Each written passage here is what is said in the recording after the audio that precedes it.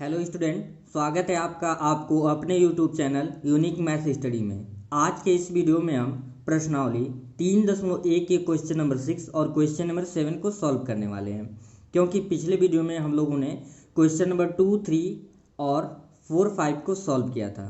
तो चलिए आज का वीडियो शुरू करते हैं।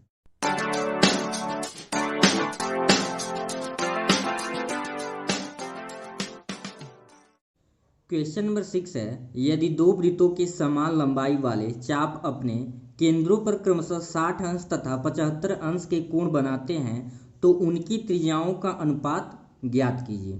तो देखते हैं, सबसे पहले इसमें मान लेंगे, माना दो वृत्तों की बात हो रही है तो मान लेंगे, माना दो वृत्तों की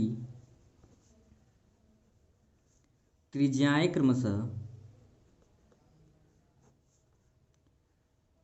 क्रमशः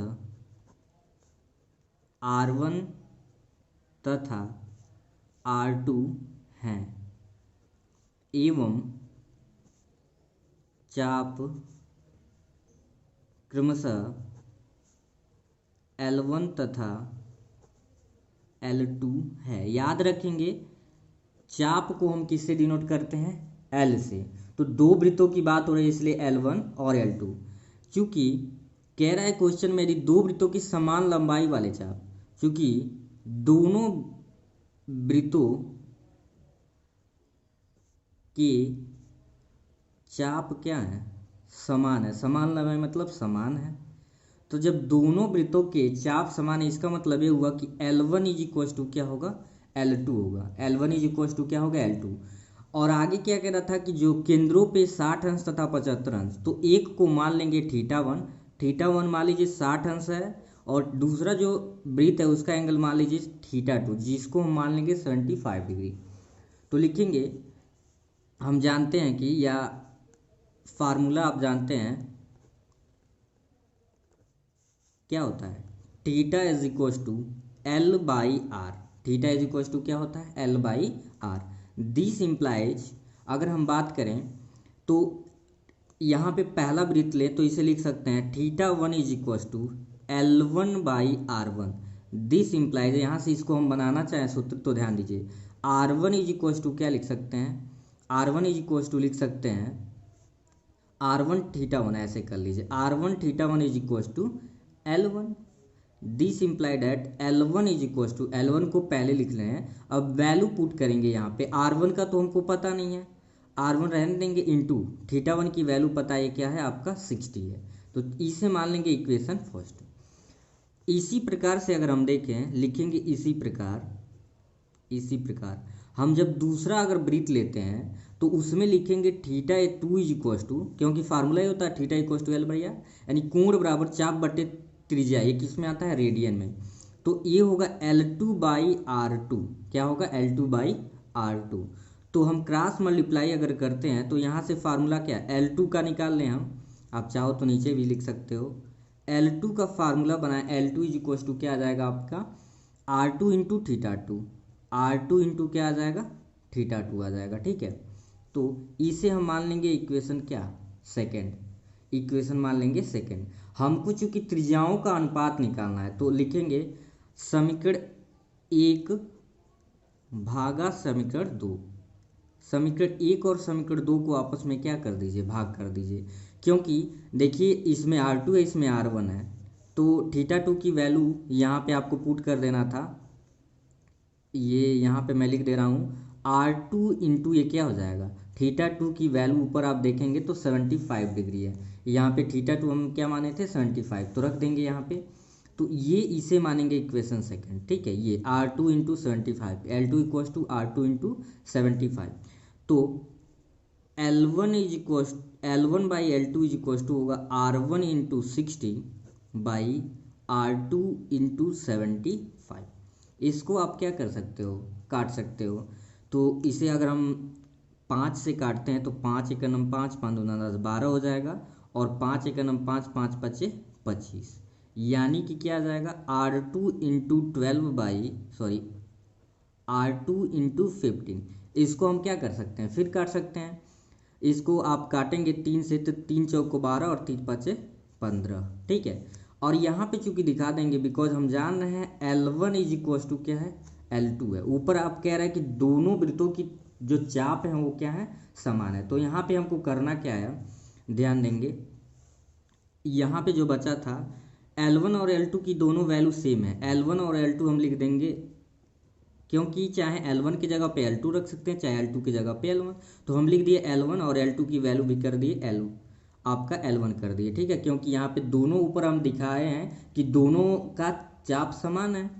अब यहाँ पे क्या बचा, R1/4 इंटू 4 है और R2 इंटू 5, ये कट जाएगा आपका। तो क्या यहाँ पे बचेगा, ध्यान से देखेंगे, 1 is equal to R1 into 4/R2 into 5, ठीक है। अब इसी को R1 को यहाँ भेज दीजिए तो R2 को ऊपर भेज दीजिए। R2/R1 इज इक्वल टू क्या आ जाएगा आपका 4/5। अब इसी को अगर सही क्रम में आप लिखिए, यहाँ पे आप देख सकते हैं ये जो है क्या था, R2 को यहाँ भेज दिए, R1 को यहाँ भेज दिए, ठीक है। अब इसका रेशियो निकालें, इसी को सही क्रम में लिखे तो लिख सकते हैं R1/R2 इज इक्वल टू 5/4, 5/4, उल्टा इसे लिख दिए, यानी therefore R1 is to R2 is equal to क्या आ जाएगा, 5:4। यही आपके क्वेश्चन नंबर 6 का क्या था, आंसर था। तो आई होप आपको समझ आ गया होगा। अगर कन्फ्यूजन हो तो वीडियो को एक बार रिपीट करके आप देख लेंगे, अच्छे से समझ आ जाएगा। क्वेश्चन नंबर 7 है, 75 सेमी लंबाई वाले एक दोलायमान दोलक का एक सिरे से दूसरे सिरे तक दोलक करने से जो कोण बनता है उसका माप रेडियन में ज्ञात कीजिए, जबकि उसके नोक द्वारा बनाए गए चाप की लंबाई निम्नलिखित है।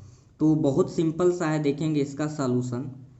आपकी रेडियस यानी त्रिज्या जो दे दिया इस क्वेश्चन में, त्रिज्या मतलब हो गया R, ये दे दिया 75 सेंटीमीटर, मतलब दोलयमान दो दोलक है उसकी त्रिज्या की बात कर रहा है कि 75 है। लेकिन चाप बदल बदल के आपको बताना है कि अगर ये फिक्स रखें, लेकिन हम अगर चाप की लंबाई बढ़ा दें, दे रहा है अगर 10 ले चाप तो क्या रेडियन में क्या माप बनेगा, 15 से मिले चाप तो क्या बनेगा। तो देखेंगे, पहले हम लिखेंगे L की वैल्यू, यानी अगर चाप को हम पता है L से दिखाते हैं, अगर क्या है 10 सेमी है तो क्या बनेगा, तो थीटा की वैल्यू क्या आएगा। पहले कंडीशन के लिए हम देख रहे हैं, तो बिकॉज यहाँ पे फार्मूला लिख दीजिए, हम जानते हैं थीटा इज इक्वल टू क्या होता है, L/R, और ये जो माप आता है ये किस में आता है, रेडियन में। बहुत सिंपल क्वेश्चन है, ध्यान से देखेंगे।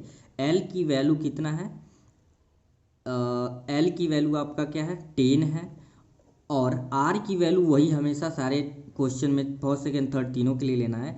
इसे जब काट देंगे तो कुछ ये आ जाएगा 5, 2 5 10, और या ऐसे समझ लीजिए 5 से इसे काट देते हैं, 5 9 10, 5 1 9 5 और 5 5 25, यानी क्या बच गया 2/15, और एक क्या लिख देंगे, रेडियन। यानी कि जब चाप 10 सेमी होगा तो 2/15 रेडियन बनेगा। दूसरा क्या कह रहा था कि अब चाप लेना है 15 सेंटीमीटर, तो ले लेते हैं। सेकंड कंडीशन में आपका चाप जो है, चाप क्या दिया हुआ है, कह रहा है कि 15 सेमी है, त्रिज्या आपका वही है, R तो सेम है सबके लिए। तो इस कंडीशन में थीटा क्या होगा, तो बिकॉज फिर वही थीटा इज इक्वल टू क्या होता है, L/R, और ये माप जो आता है किस में आता है, रेडियन में आता है। वैल्यू पुट करेंगे और ये वाला पार्ट आपका लास्ट वाला पार्ट यहाँ साइड में लग जाएगा। तो थीटा इक्वल टू L की वैल्यू क्या है, L की वैल्यू इसमें कह रहा है 15, रेडियस है 75, तो 15 का नम 15, 15 5 75, यानी दूसरे का आपका आ जाएगा 1/5, और एक इसमें आएगा रेडियन में, क्योंकि माप किस में निकालना था, रेडियन में। तीसरा और लास्ट एक्सरसाइज 3.1 का एकदम लास्ट क्वेश्चन जो था, इसमें L क्या कह रहा है, अब सातवें के तीसरे पार्ट में कह रहा है जब L 21 हो, यानी चाप कितना हो, 21 सेमी हो, रेडियस वही लेंगे 75 सेंटीमीटर, तो थीटा क्या बनेगा, तो फिर लिखेंगे because theta equal to L/R। अब वैल्यू यहाँ पे रख देते हैं, तो वैल्यू जब आप रखेंगे तो थीटा इक्वल टू L की वैल्यू यहाँ पे 21 लेना है बाई 75, इसको काटते हैं तो 3 7 21 और 3 दूना 6, 3 5 15, कितना आ जाएगा 7/25। जब 21 चाप लेंगे तो क्योंकि 3 7 21, 3 दूना 6 और 3 5 15, अब तो कटेगा नहीं। यहाँ पे क्या लिख देंगे, रेडियन लिख देंगे।